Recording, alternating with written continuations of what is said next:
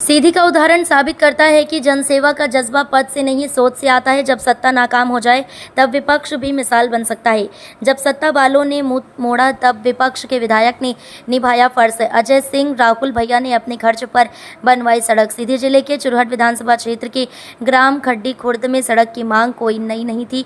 वर्षों से ग्रामीण लीला साहू समेत दर्जनों लोग जनप्रतिनिधियों से सड़क निर्माण की गुहार लगाते रहे। बरसात में कीचड़ से लथपथ रास्ता न चलने लायक बचा था, लेकिन सत्ता में बैठे भाजपा के सांसद और विधायक मूक दर्शक बने रही। पर जब सबने मुंह मोड़ा तब विपक्ष में बैठे कांग्रेस विधायक अजय सिंह राहुल भैया ने जिम्मेदारी समझी। उन्होंने न केवल समस्या को गंभीरता से लिया बल्कि सड़क मरम्मत और मुर्मीकरण का काम अपने निजी खर्चे पर करवाया। अब जब सड़क बन गई है, ग्रामीणों के चेहरों पर मुस्कान है। आज खुद राहुल भैया गाँव पहुंचे और काम का निरीक्षण किया। ग्रामीणों ने उनका स्वागत किया और कहा, हमें उम्मीद थी सरकार से, लेकिन सहारा मिला विधायक राहुल भैया से। बहुत ज़्यादा समस्या जाती थी। डिलीवरी के लिए मरीज़ कहीं भी नहीं जा सकता था और यहाँ मतलब पब्लिक चल ही नहीं सकती थी। इतना ज़्यादा दिक्कत होने के बावजूद फिर ये भैया जी ने हमारी इस समस्या को, मेन मुद्दे को देखा कि ये लीला बोल के आ रही हैं कि रोड अभी फ़िलहाल के लिए व्यवस्था क्या चाहिए, तो मुर्मीकरण कराया गया और राखड़ बिछवाया गया। तो इससे हम लोगों को बहुत ही लाभ हुआ कि हमारे यहाँ तक, हमारे घर तक एम्बुलेंस आ सकी और हमारी देवरानी को सही सलामत हॉस्पिटल ले जाया गया। चलिए, अच्छी बात है। तो लीला जी को तो खैर आप लोग जानते हैं सोशल मीडिया के जरिए।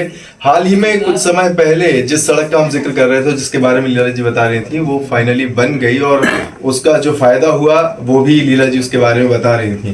कितने समय से आप इसकी मांग कर रही थी? हमने तो सोशल मीडिया पे इसको देखा और फिर हमने उसके बाद जो रिएक्शन देखा वो ये कि भैया ने इस पे सड़क को समतलीकरण कराया, उसको बनवाया और यहाँ तक पूरी व्यवस्था की।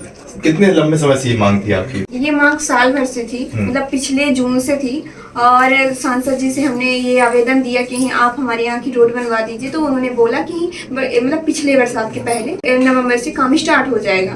तो उसके बाद काम स्टार्ट कुछ भी नहीं हुआ। वो बोले कि प्रोसेस में है और मतलब कि बहुत सारी बातें बताए, लेकिन हमें रोड चाहिए थी और आपने वादा भी किया कि हम नवंबर से काम स्टार्ट कर देंगे।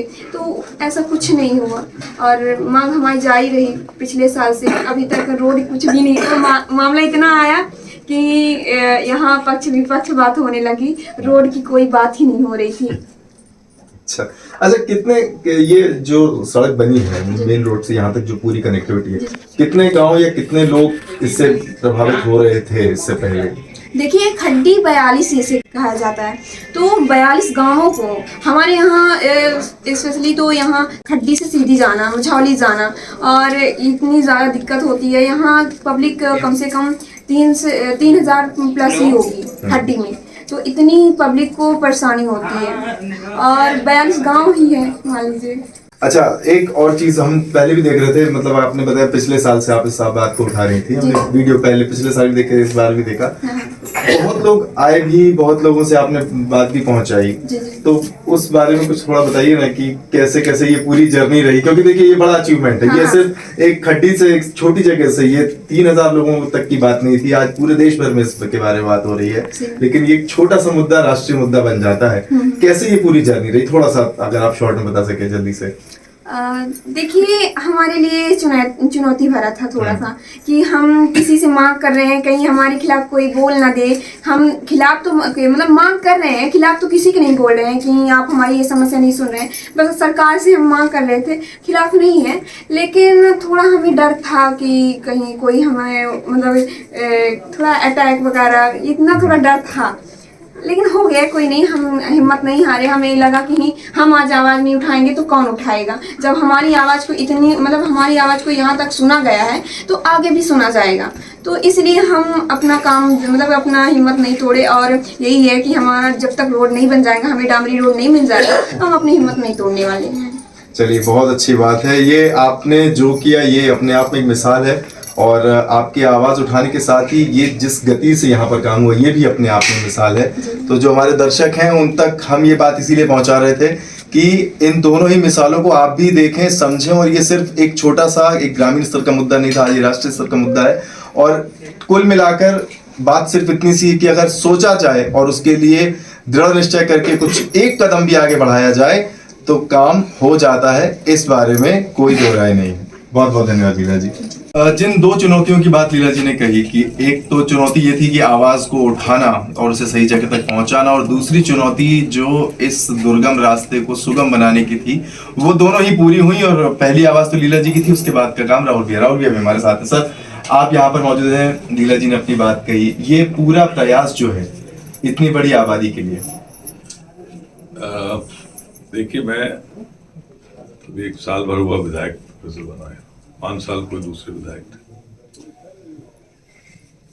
एक बयान सोशल मीडिया में मैंने सुना, हमारे यहाँ के यशस्वी सांसद महोदय कह रहे हैं कि हम हेलीकॉप्टर से उठवा के अस्पताल ले जाएंगे। मुझे बड़ा दुख हुआ कि आपने काम किया नहीं और इस तरह की मजाक कर। हेलीकॉप्टर कौन लाएगा यहाँ पर? उनका कौन सा हेलीकॉप्टर है उनके पास? फिर मैंने पता लगाया धीरू लोगों से कि भाई ये मामला क्या है, क्योंकि इस रोड के लिए हमने भी प्रस्ताव दे रखा है माइनिंग फंड से।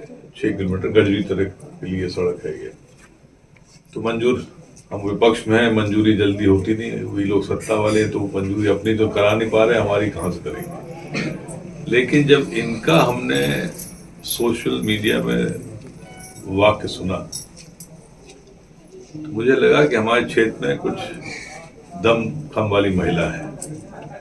इस इनके दम की वजह से मैंने कहा कि भाई चाहे जोर लगे हम ये रोड बनाएं, और उसके तहत हमारे युवा साथी लोग, धीरू एंड कंपनी, सब लोग मिलके यहाँ पर जो थोड़ा थोड़ा प्रयास हो सकता था कि मुरुम और राखड़ और बजरी बजा के, लेकिन बरसात के बाद जैसे मौसम खुलेगा इसको हम सही तरीके से डामर की सड़क बनवाएंगे।